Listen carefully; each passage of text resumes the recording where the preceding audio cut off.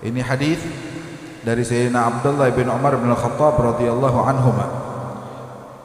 Beliau bilang bahwasanya Nabi Muhammad sallallahu alaihi wasallam mengatakan, jangan pernah ya seseorang itu nyuruh orang bangun dari tempat duduknya di majelis.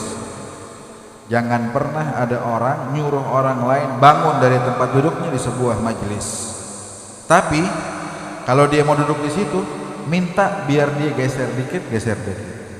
Tafassahu, bikin lega, ya, bagi-bagi tempatnya.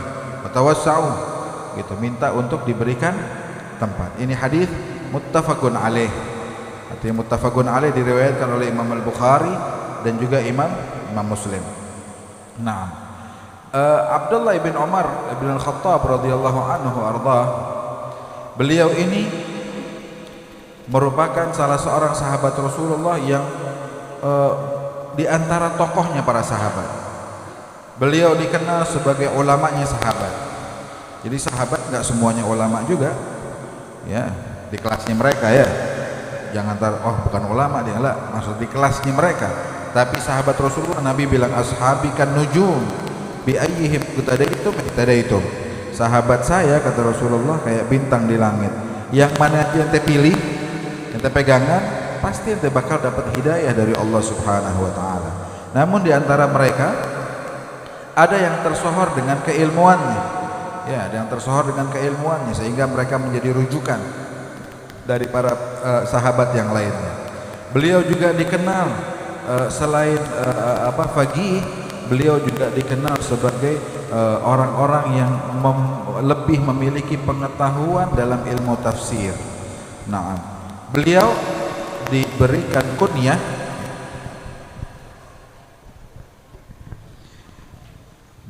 kunyah Abu Abdurrahman, ya, Abu Abdurrahman. Naam, Abu Abdurrahman. Ibunda beliau namanya Zainab binti Mad'un bin Hubaib al-Jumahi. Kapan beliau masuk Islam? Beliau masuk Islam setelah ayah beliau masuk Islam, karena beliau masih kecil, masuk Islam bersama ayahnya di saat tersebut. Belum masuk usia baligh, masih kecil.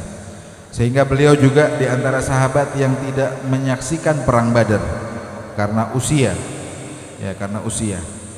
Dan perang yang pertama beliau hadiri adalah perang Khandaq. Ya, karena perang tersebut di Madinah. Ya, di Madinah. Nah. Hadza Abdullah bin Umar dikenal juga sebagai sahabat yang penuh keberhati-hatian, ya, punya sifat wara yang terlihat dengan jelas, ya, keilmuannya diakui.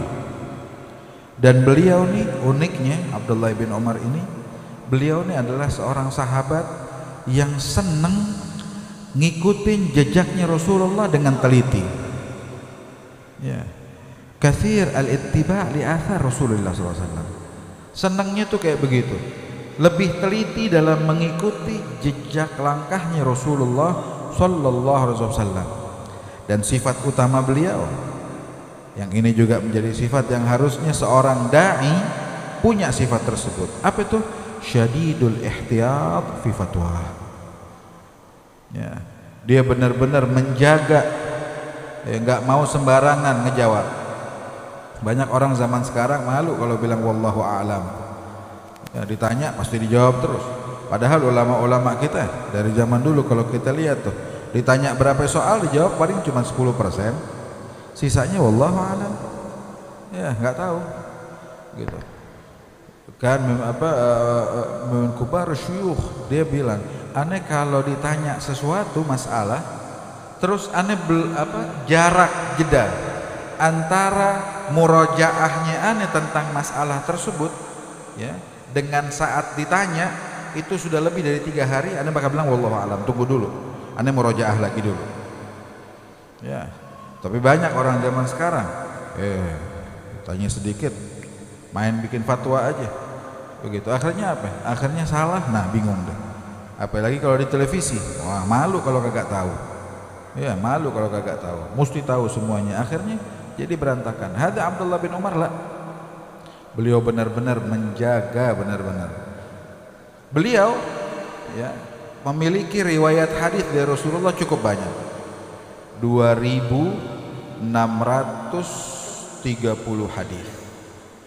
Ya. Beliau meninggal di Mekah tahun 73 Hijriah. Nah, setelah dibunuhnya Abdullah ibn Zubair, 3 bulan setelahnya, ya kira-kira 3 bulan setelahnya meninggallah Abdullah bin Umar bin Al-Khattab radhiyallahu anhuma.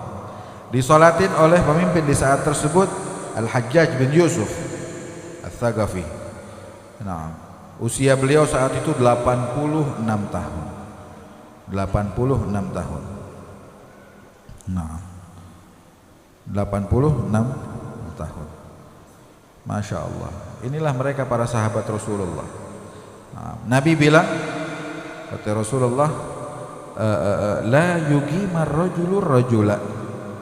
Ya, ente kalau lagi majelis nih, kita lagi hadir majelis, datang belakangan. Ya, datang belakangan. Jangan terus kita geser orang. Ya, bangun. Buat aneh. Nah, di majelis, di masjid ada apa sesuatu yang terlarang, ya sesuatu yang terlarang. Nah, nggak boleh. Ya, ente mau duduk, lihat kalau masih bisa muat, fadhal. Kalau enggak duduk di tempatnya kita. Ada ulama kita kayak begitu tuh ngajarin kita. Kecuali memang orang-orang yang memang harus ke depan. Kenapa? Mungkin dia ada tugas di majelis tersebut baru ke depan. Kalau enggak, harus duduk di tempatnya. Gitu. Itu kita ingat banget. Dulu Habib Umar kalau kita mau ada acara tuh kemana-mana, dia selalu bilang, nih kita datang telat nih. Ya. Nanti orang jangan ngeringsek.